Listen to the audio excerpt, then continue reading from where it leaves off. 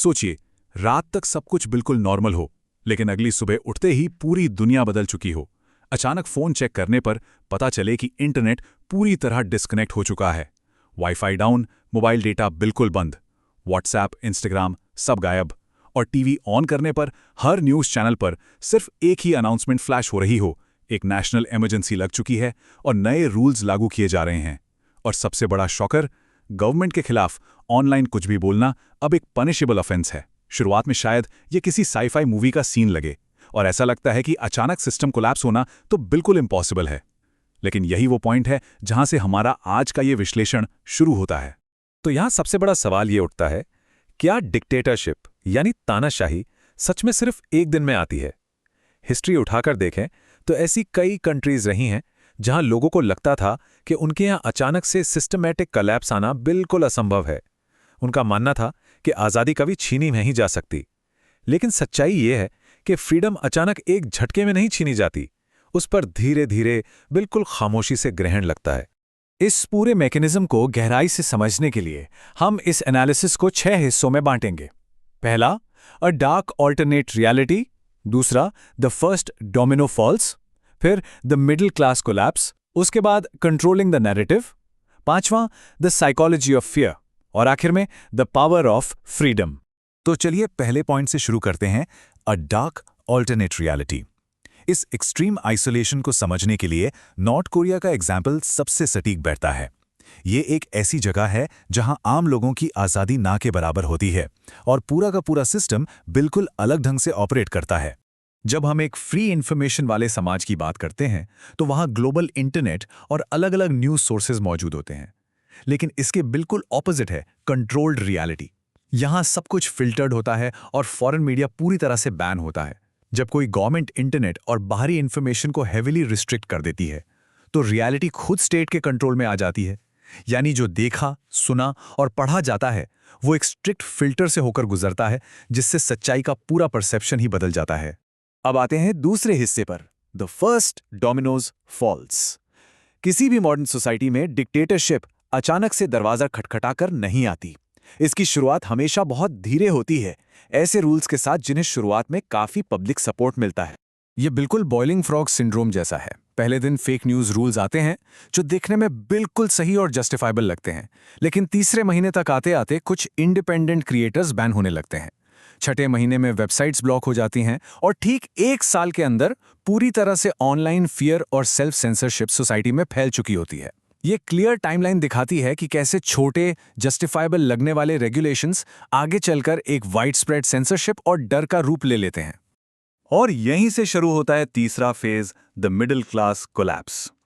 आज के इस डिजिटल दौर में इन क्रीपिंग रिस्ट्रिक्शंस का सबसे भयंकर और कैटास्ट्रोफिक इंपैक्ट किसी पर पड़ता है तो वो है डिजिटल फर्स्ट मिडिल क्लास।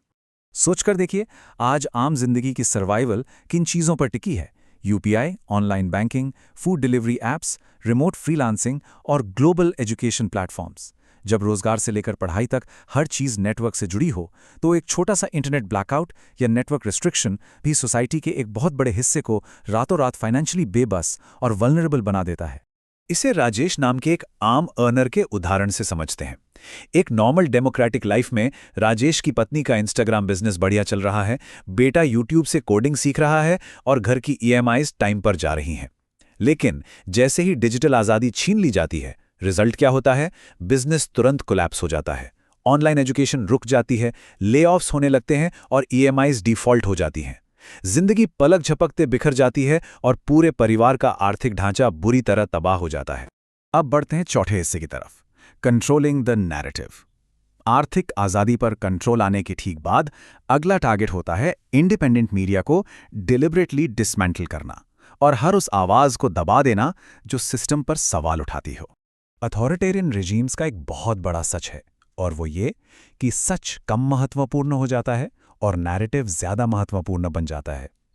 जब इंडिपेंडेंट जर्नलिज्म गायब होने लगे, कॉमेडियंस और सैटिरिस्ट स्क्रीन से हटने लगें और गवर्नमेंट के क्रिटिसिज्म को सीधा एंटी नेशनल डिक्लेयर कर दिया जाए, तो समाज में एक अजीब सी शांति छा जाती है। ट्रूथ कंप्लीटली बैकग्राउंड में चला जाता है और सिर्फ वही नैरेटिव जिंदा रहता है जो अथॉरिटीज लोगों के दिमाग में फिट करना चाहती हैं। पांचवा फेज आता है द साइकोलॉजी ऑफ फियर, जब एक सोसाइटी में इनविजिबल सर्वेलेंस यानी अदृश्य निगरानी एक नया नॉर्मल बन जाए तो उस समाज के ऊपर इसका साइकोलॉजिकल टोल बेहद खतरनाक होता है।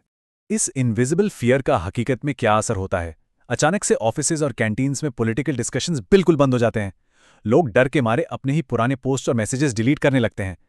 पब्लिक ट्रस्ट पूरी तरह से शैटर हो जाता है, क्योंकि हमेशा एक डर सताता है कि कोई ना कोई मॉनिटर कर रहा है। जब अपनों के बीच ही ऐसी खामोशी और आतंक आम बात लगने लगे तो समझ लीजिए कि ये सबसे बड़ा रेड फ्लैग है। आखिर में ये एनालिसिस हमें सबसे अहम हिस्से पर ले आता है, छठा phase, the power of freedom. इस लेवल के स्ट्रिक्ट कंट्रोल का यूथ और इकोनॉमी पर आखिर क्या असर होता है, इसे समझना बहुत लाजमी है। एक आज़ाद समाज में हमेशा इनोवेशन होता है, जहां ग्लोबल कोलैबोरेशन और क्रिटिकल थिंकिंग देश को आगे बढ़ाती है। लेकिन इसके बिल्कुल उलट एक रिस्ट्रिक्टेड सोसाइटी में एजुकेशन सिर्फ एक रटे रटाए प्रोपेगेंडा तक सीमित रह जाती है। Isolated societies fundamentally creative thinking से डरती हैं और उसकी जगह ब्लाइंड ओबीडियंस को सबसे ऊपर रखती हैं। ऐसे माहौल में फ्यूचर जनरेशन की ग्रोथ लिटरली वहीं रुक जाती है और इसका सीधा असर पड़ता है इकोनॉमी पर। ये एक अनअवॉइडेबल चेन रिएक्शन है। स्टेप 1, फॉरेन टेक और ग्लोबल कंपनीज देश छोड़ने लगती हैं। स्टेप 2, इन्वेस्टमेंट कम होने से करेंसी कमजोर पड़ने लगती है। स्टेप 3, सप्लाई चेन टूटने से इन्फ्लेशन आसमान छूने लगती है। और आखिरी स्टेप, एक आम परिवार की सारी लाइफ सेविंग्स पूरी तरह मेल्ट हो जाती है। फ्यूचर के सारे सपने खत्म हो जाते हैं और लाइफ सिर्फ किसी तरह सर्वाइव करने तक रह जाती है। तो इस सब के पीछे कंट्रोल की साइकोलॉजी आखिर क्या है? असल में ऐसे रिजीम्स सिर्फ फोर्स या ताकत के बल पर सर्वाइव नहीं करते। वो सिस्टमैटिक तरीके से लगातार डर, प्रोपेगेंडा और एक्सट्रीम नेशनलिज्म का यूज करते हैं ताकि आम जनता की सवाल उठाने की आदत ही खत्म हो जाए। और याद रखिए, जिस दिन अथॉरिटी पर क्वेश्चंस उठना बंद हो जाते हैं, ठीक उसी दिन डेमोक्रेसी अपनी सबसे कमजोर स्थिति में पहुंच जाती है। इस पूरे एनालिसिस के बाद एक बेहद जरूरी सवाल उठता है, क्या आज हम इतने जागरूक हैं कि ऐसी स्थिति को कभी आने ही ना दें? किसी भी मॉडर्न सोसाइटी को उसकी आर्मी या इकोनॉमी सबसे ताकतवर नहीं बनाती, बल्कि फ्रीडम टू क्वेश्चन और फ्रीडम टू डिसएग्री बनाती है। जब तक असहमति जताने और सवाल पूछने का हक जिंदा है, तब तक एक सोसाइटी हमेशा मजबूत रहती है।